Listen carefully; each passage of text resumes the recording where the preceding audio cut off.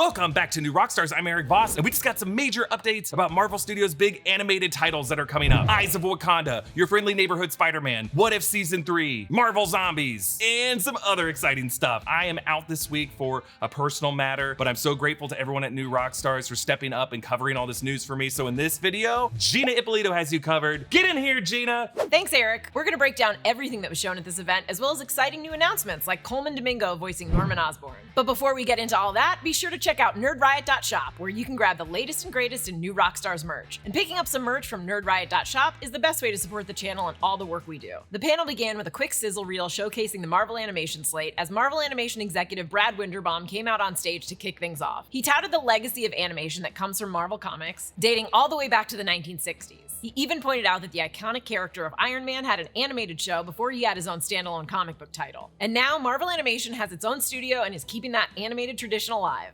First up in the showcase was the second season of X-Men 97, and joining Brad on stage were Wolverine voice actor Cal Dodd and Rogue voice actor Lenore Zahn. Both actors were super grateful to the fans for their love and support of both the original series and the new one. Lenore mentioned that her iconic line in episode 5 of "Sugar, I Can't Feel You" is a moment she will never forget. And when it comes to Rogue's storyline in season 2, Lenore teased that Rogue is on a mission and won't be finished until she gets what she wants. We didn't get a full trailer for season 2, but they did show a series of quick clips with Brad Winderbaum commenting that the ink was still wet on the shots, which included some of our favorite X-Men as well as other iconic characters like Havoc, Polaris, Apocalypse, Sabretooth, Lady Deathstrike, and Mariko Yoshida, one of Wolverine's love interests in the comics, who we also saw in live action in 2013's The Wolverine. Plus, we got a look at Danger, a sentient version of the Danger Room, first created by Joss Whedon during his astonishing X-Men run. We also saw the X-Men in some black and yellow suits, styled after the suits designed by artist Frank Quitely during Grant Morrison's run of New X-Men. There was also an awesome shot where Jean Grey creates telekinetic claws, just like Wolverine's. When it comes to source material that could be used for stories on X-Men 97, Brad Winderbaum indicated that nothing was off limits. Already in season 1 of the show, we saw them use storylines and characters from all different eras of the X-Men, and with characters like Danger showing up in the footage, I think we can expect that tradition to continue. Up next was What If Season 3, which is confirmed to be the final season of What If and the Watcher's multiversal story. Could this all be leading to a live-action version of the Watcher in an upcoming Avengers movie? I hope so. What If supervising director Brian Andrews was on stage in a Captain Carter shirt to talk about what's next for the show. He mentioned that the fans' reaction to seasons 1 and 2 gave them the freedom to make some big swings for season 3, teasing a Western episode. And then they showed a clip from season 3. Now, we were hoping Disney would have released some footage from the panel by now, but they haven't, thanks Disney. But luckily, producer Brandon was in the room live for the panel, so he's gonna help me out when we need to talk about footage. Take it away, Brandon. Thanks, Gina. The What If Season 3 footage started with an awesome 80s cartoon-style intro for a show called Go Avengers, Heroes of the Gamma War. Now, this was different from the typical What If animation style. It really looked like an old 80s cartoon. It was really cool. In this universe, the original Avengers team of Captain America, Iron Man, Hulk, and Thor are battling a giant kaiju that really resembles the Giganto from the first Fantastic Four comic, that big green monster. In order to do this, the Avengers had to develop robotic mech suits that sort of look like Gundam or Voltron. Again,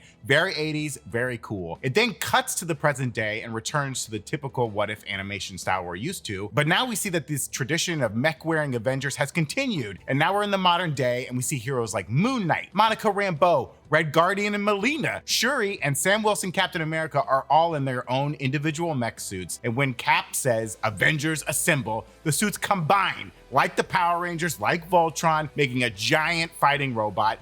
Very cool. They also tease some other characters that'll be appearing in What If Season 3, like White Vision, Ironheart, Shang-Chi, and the Scarlet Witch. Okay, back to Gina. This video is sponsored by Helix Sleep. If you use something every day, you want that thing to be awesome, right? Well, I sleep on my Helix mattress every night and can tell you from personal experience, it's awesome. And now you can get your own awesome Helix mattress for 20% off plus 2 free pillows. Helix has a 100-night sleep trial, so you get more than 3 months to make sure that you love your mattress. And Helix's sleep quiz makes getting the perfect mattress super easy. You just take the quiz and Helix finds the perfect mattress for you. I wanted a medium firm mattress with lumbar support that sleeps cool, and I got matched with the Dusk Luxe Helix mattress. I've had it for years now and it's fantastic. I fall asleep so fast and I wake up feeling so much more rested than I used to. Owning a Helix mattress is a major life upgrade. Helix offers 20 unique mattresses, including the award-winning Luxe and ultra premium Elite collections, Helix Plus for big and tall sleepers, and the Helix Kids mattress. Helix delivers your mattress right to your door with free shipping in the US. The mattress comes rolled up in a box and is super easy to set up yourself. Helix mattresses have a 10-year warranty, and with Helix's financing options and flexible payment plans, a great night's sleep is never far away. I love my Helix mattress, and I think you would too. If you're looking for a new bed, check out Helix Sleep. You can click the link below or go to helixsleep.com/rockstars to get 20% off your Helix mattress plus 2 free pillows. We finally got our first look at Eyes of Wakanda as Ryan Coogler and series creator Todd Harris came on stage to talk about the show.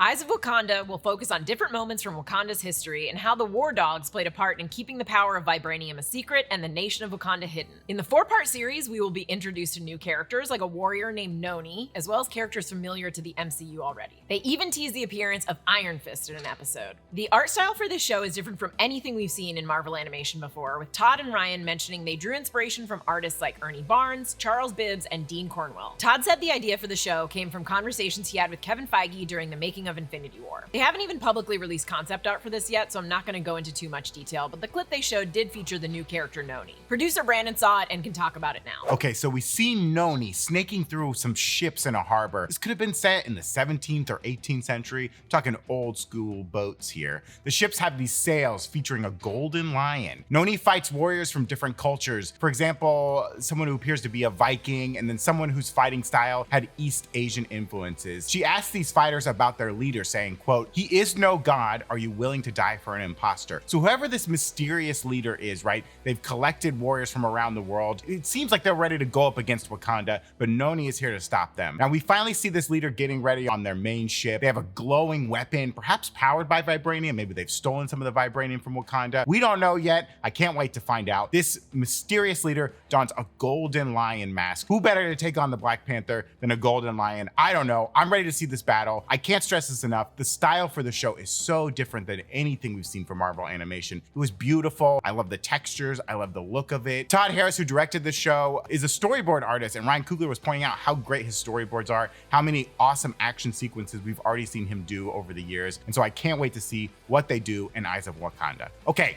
back to you, Gina. The show won't be out until sometime next year, but we're looking forward to it. And last up on the panel was your friendly neighborhood Spider-Man with show creator Jeff Trammell. But he wasn't alone. He brought on stage Hudson Thames, who will be voicing Peter Parker and was also the voice of Peter Parker in season 1 of What If. And also joining them was Coleman Domingo, who we learned will be playing Norman Osborn. So much for him being Kang. Coleman was so excited to be playing a villain, though they were quick to point out that he will start the series as Peter's mentor rather than his arch nemesis. Brandon, tell us what they showed. Okay, let's talk about this Your Friendly Neighborhood Spider-Man footage because it was awesome. They showed a clip of Peter's first day at Midtown High. A green portal opens in the sky as a orange creature that kind of looks like a symbiote drops in, possibly Shathra?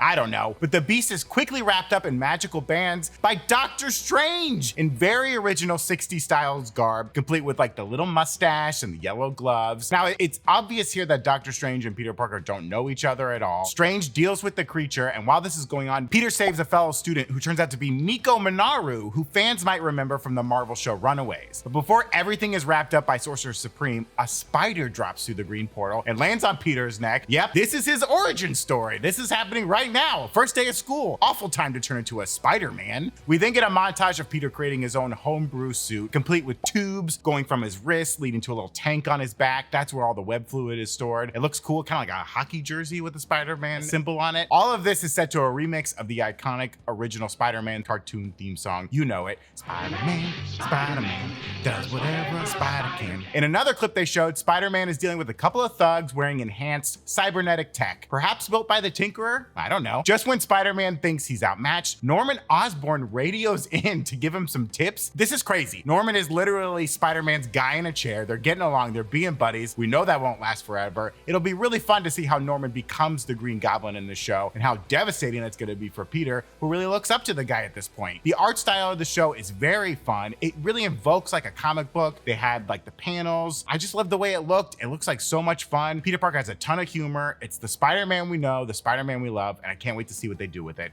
Okay, back to you, Gina. They also shared a photo with a whole bunch of characters we're going to see in the show. Okay, so there's a ton of fun cameos here. Doctor Strange, Iron Man, Otto Octavius, Dr. Connors, aka the Lizard, J. Jonah Jameson, Amadeus Cho, Daredevil, Scorpion, Rhino, Lonnie Lincoln, and Chameleon. Plus fun variant Spider-Man suits like Prodigy, Dusk, Anti-Venom, and Hornet. And that was it for the Marvel Animation panel, but wait! They had one last surprise before everyone left, and that was an update on Marvel Zombies. It's gonna be a 4-part series, and it's rated TVMA. They didn't give an update on the release date, saying only that the show is not coming out for a bit. But they did show a clip. Tell us about it, Brandon. Okay, so we open in San Francisco. It's being overrun by zombies as Wenwu helicopters in to save his son Shang-Chi and Katie as they fight off zombies in their red valet vests. Death Dealer's on the helicopter, so they're there too. Wenwu wipes out zombies with the 10 rings. He's a badass. He headshots this like 50-foot zombie that must have either been Hank Pym or Scott Lang or maybe Giant Man Bill Foster. I don't know, but boom, dead just like that. Shang-Chi is unfortunately bit on the arm and starts to turn, but before he can fully get infected, Wenwu shoots over the 10 rings to Shang-Chi's infected arm, and it stops the virus from spreading fully and turning Shang-Chi into a zombie. But unfortunately, Wenwu dies for that sacrifice. They then jump 5 years into the future, and now it's like a Mad Max style wasteland where there's a caravan featuring Shang-Chi, Katie, and Jimmy Woo trying to get a shipment of cows across the desert. You know, because they still want to have hamburgers in the zombie post-apocalyptic world. But all of a sudden, their caravan is attacked by marauding Skrulls in like souped up Wastelander style cars. Again, very Mad Max. There's a Skrull on a motorcycle. They got the little sticks with explosives on them. Very Mad Max. All in all, it was very crazy stuff. I can't wait to see where the zombie show goes. And I love that it's TVMA, so it's gonna be gory, it's gonna be graphic, and I bet a lot of our heroes are gonna get eaten by zombies. Finish this out, Gina. And that's it for the Marvel Animation update from D23. Thank you, Brandon, for being our eyes in the room. Comment down below with your thoughts, follow me at Gina Ippy, subscribe to all 3 channels in the new Rockstars network for breakdowns and news coverage of everything you love. Thanks for watching, bye.